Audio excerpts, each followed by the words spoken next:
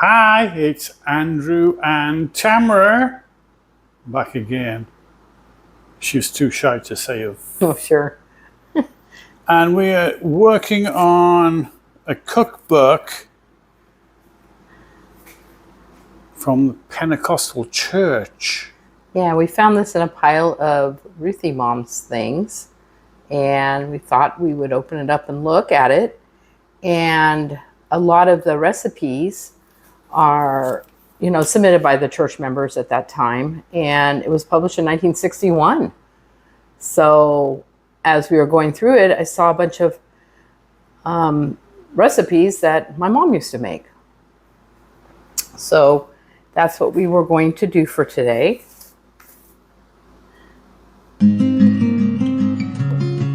All right, so this is the recipe that Tamara chose from the book, which is Tamale Pie. Yes, and it was submitted by a Flo Hinshaw back in the day. And my mother used to make this a lot, and I remember really liking it. And it calls for fat, so we're going to go with lard, because that's fat. Yeah, back then they did use lard or butter, so. Yeah, I suppose, and ground beef. And they said to put everything in all at the same time. Yeah, that's probably what made this recipe easy. Yeah, and celery. And everything is there, it's measured out. I'm going everything. Half a diced onion, quarter bell pepper, celery, I'll have everything on the bottom. And we've got the onion, you'll be able to see. Bell pepper, the olives, half a cup of corn, lots of corn.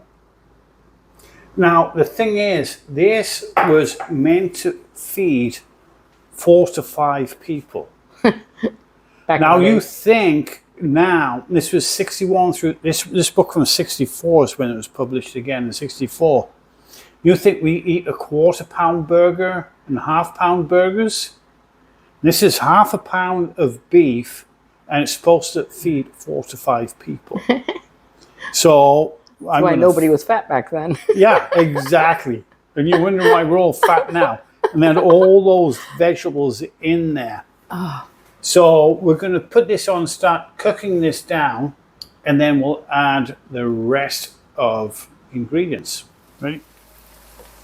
All right, so now we've got all this cooking in here.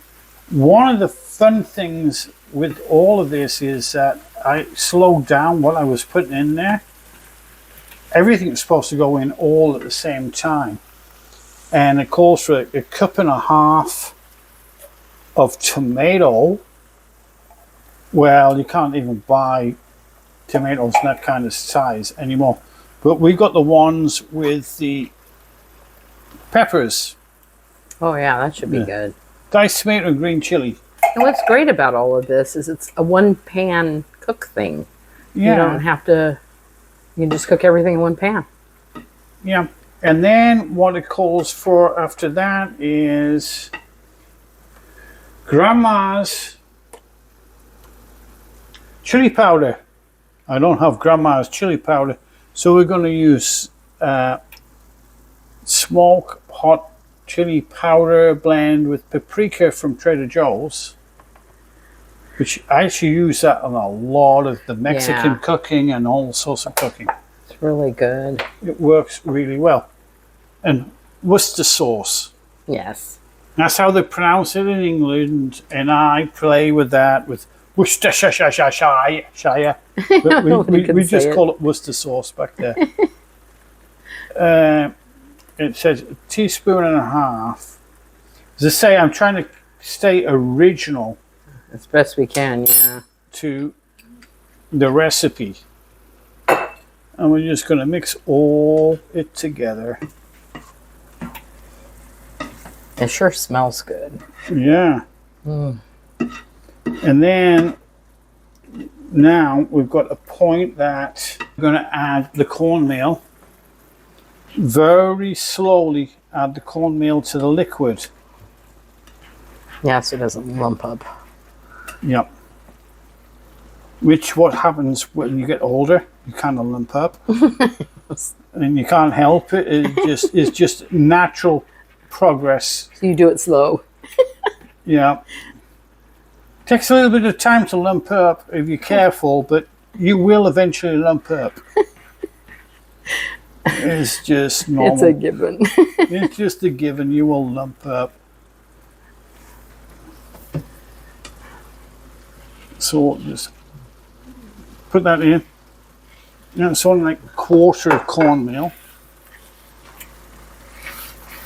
So we'll give it a good mix like that. And then what we're going to do is we're going to put in a casserole dish. Yeah. Is that what it says? Yeah. We're going to put in a casserole dish and we're going to cover it with cheese and put it in the oven for a stove. Is it an oven or stove? It's the oven. Stove is what we're cooking on. Okay. Never know. You'd think after close to 40 years, you'd think I could speak American. Okay, so we're going to put in a casserole dish, put it in the oven for 45 minutes at 350. Okay, I did put a little bit more cheese on it, so now we're ready to stick it into the oven. When the oven lets us, it says preheating. Okay, after 45 minutes, we've pulled it out of the oven, and we weren't sure it's going to get that solid with only a quarter of a cup of cornstarch, but it came out really well. And then I decorated with the olives because that's what I remember my mom doing. Yeah, I think some green beans, not green beans, green onion on top would have just made it that little bit more pretty. Yeah, I could do that too. Any way you want to decorate it, and with some tomato, but I'm just like that. And let's just see how thick it comes out. We let it sit for 5 minutes. Yes. And it's pretty solid. Yeah. And it looks really good. I know it's been years since I've had any kind of casserole. So. Yeah. So there you go. So what we're going to do is we're going to swap the phone around. The telephoto thingy. Okay, so here's Tamara. She is going to try the pie. Well, let's see how it goes and if it's what I remember. Get some cheese in here.